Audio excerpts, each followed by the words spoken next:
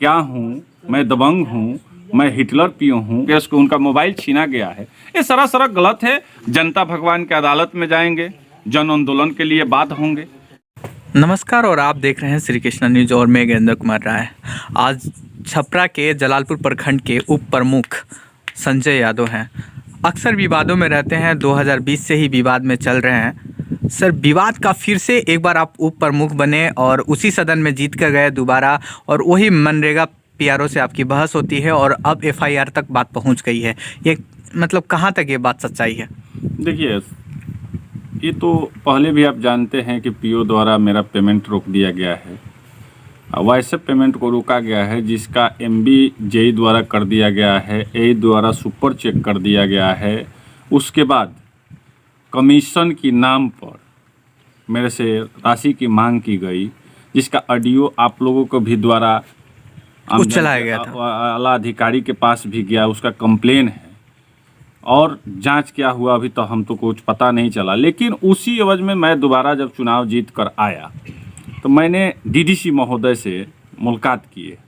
DDC महोदय बोले कि आप डीपीओ महोदय से मिलिए।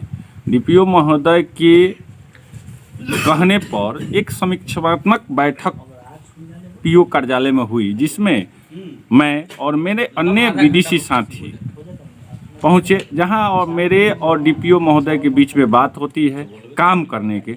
उसी पर पीओ द्वारा आग बबूला हो जाना और अभद्र बात कहना कि तुम्हारा पेमेंट नहीं करेंगे, तुमको पता नहीं है मैं क्या हूँ, मैं दबंग हूँ, मैं हिटलर पीओ हूँ। मैंने कई तरह की बात कहना कि मैं आपको नहीं पता है कि आप ही के क्षेत्र के एक माननीय मेरे रिश्तेदार लगते हैं।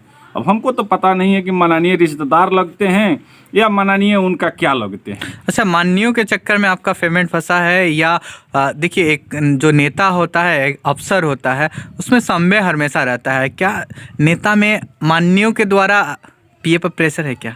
हमको तो यही लग रहा है, लेकिन पीओ साहब को भी ऐसा नहीं करना चाहिए। अगर माननीय सही कह रहे हैं पेमेंट जो मेरा स्कीम नहीं है तो उसको पेमेंट न किया जाए।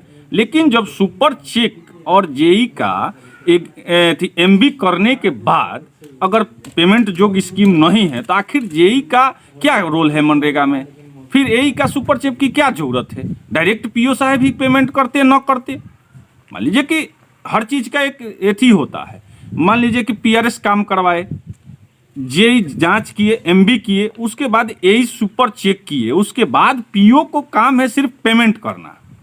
अब तानाशाही इतना तक पहुंच गया कि आपके ऊपर एफआईआर हो चुका है। और पीओ कहीं ना कहीं पीओ गलत और किसी मेरे विरोधी के कहने पर माननीय महोदय के गलत का शिकार हो रहे हैं। पीओ लड़ने नहीं आए हैं, लेकिन वो लड़ने के मूड से हमसे लड़ रहे हैं। ये सरासर गलत है, जिससे जलालपुर प्रखंड का विकास बाधित है। इस पर आला अधिकारी को संज्ञान लेनी चाहिए और अपने स्तर से जांच करवाए। सत्यता अगर मेरे में गलत है तो हम पर उचित कार्रवाई हो। अन्यथा अगर पीओ साहब हिटलरशाही कर रहे हैं तो उनके खिलाफ कार्रवाई होनी चाहिए, तभी जलालपुर प्रखंड का विकास होगा। अन्यथा अगर इस तरह की बात नहीं होती है तो विवाद तो चल ही रहा है। अफसरशाही कहेंगे या तानाशाही कहेंगे इसको? तानाशाही अफसरशाही दोनों हमको लग रहा है।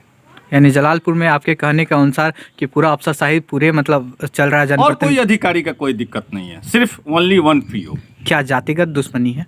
जातिगत दुश्मनी अब क्या हम कहें? हमको तो इसके पहले भी हम 5 साल बीडीसी रहे हैं महोदय, लेकिन आज तक वैसा पीओ नहीं देखे कि जबरदस्ती और हिटलरशाही या तानाशाही दोनों। हम लोग तो पीओ मतलब क्या होता है, कार्यक्रम पदाधिकारी प्रखंड स्तर के, वो विकास का ग्राफ बढ़ाने के लिए। देखिए संजय जी, आपको भी उनका कमीशन दे के सेटलमेंट कर लेना चाहिए। इतना बात को आगे धीरे धीरे बढ़ता जा रहा है, उनकी कमीशन कहाँ तक पहुँचती होगी वो आप ही बता सकते हैं। वो तो वीडियो में पीआरएस द्वारा कहा गया है, आपके रेडियो में, हाँ रेडियो में कहा गया था। तो अभी भी क्या वो कमीशन के लिए अड़े हुए हैं? मेरा पेमेंट होगा या नहीं होगा, मैं सच्चाई का लड़ाई लड़ रहा हूँ, लड़ूंगा। पेमेंट होगा कि नहीं होगा ये अलग अधिकारी के ऊपर निर्भर। क्या आला अधिकारियों के द्वारा बातचीत की जा रही है आपकी कोई समझौता के लिए? आला अधिकारी डीडीसी महोदय पहल कर रहे हैं कि अच्छा काम हो, लेकिन पीओ द्वारा तो कहा जा रहा है कि क्या डीडीसी करेंगे। हम एफआईआर में एक चीज लिखा हुआ है कि एक व्यक्ति है, उनके द्वारा उनका मोबाइल वो रिकॉर्डिंग कर रहे थे तो आपके लोगों के द्वारा छीना गया है और आज उनका सोशल मीडिया पर चल रहा है कि ऐसा कुछ नहीं हुआ, तो इस पर क्या कहेंगे? देखिए, ये सब सरासर गलत है। डीपीओ महोदय के सामने जो भी कार्यालय में हुआ है उनके सामने हुआ है और डीपीओ महोदय इसका एविडेंस मैंने गवाह समझिए या उनको निर्णायक समझिए, उन्हीं के पहल पर हम लोग गए थे। ये जो गलत है, कुमार सुरेश पीआरएस जो समौता पंचायत के पीआरएस को उनका मोबाइल छीना गया है, ये सरासर गलत है। आपके भी संज्ञान में उनका वीडियो आ गया है, सोशल मीडिया पर तेजी से वायरल हो रहा है। इसी से आप अंदाजा लगा लीजिए कि जब पीआरएस कह रहे हैं कि मेरा मोबाइल नहीं छीना गया और पीओ कह रहे हैं कि छीना गया, तो इसी से समझ लीजिए कि पीओ का मंशा क्या है। पीओ का मंशा है कि जांच को भटकाना। जो पटल पर जांच हो रही है आला अधिकारियों से, उनको दिन भ्रमित करना कि बीडीसी उप प्रमुख द्वारा मेरे साथ नाजायज किया, ये गलत है। वो जांच के साथ रहे, हम किस तरह जांच के पक्ष में हैं। ये लड़ाई बीडीसी से चालू हुई थी, अब आप उप प्रमुख बन गए हैं, क्या आपके तरफ से? देखिए, हम उप प्रमुख हो गए हैं, इसीलिए हम आला अधिकारी से पहल किए कि माननीय पीओ साहब द्वारा आप लोग समीक्षात्मक बैठक करके विकास बाधित न हो। मैं सारे बात को भूल गया था, मैंने फिर पीओ को रिक्वेस्ट किए कि मेरे आप पेमेंट करवा दीजिए, चूँकि चिमनी मालिक हमको परेशान करते हैं, मजदूरा परेशान करता है, मान लीजिए कि हम कहाँ से उसको पेमेंट करेंगे। क्या अगर छपरा जो आपके डिस्ट्रिक्ट लेवल के आला अधिकारियों से अगर बात नहीं बनती है तो क्या आगे जाएंगे आप? आगे अब मेरे पास दो ही विकल्प बचा है। जनता भगवान के अदालत में जाएंगे, जन आंदोलन के लिए बात होंगे। मेरा तो वही ताकत नहीं है ना। धन्यवाद संजय जी आपका।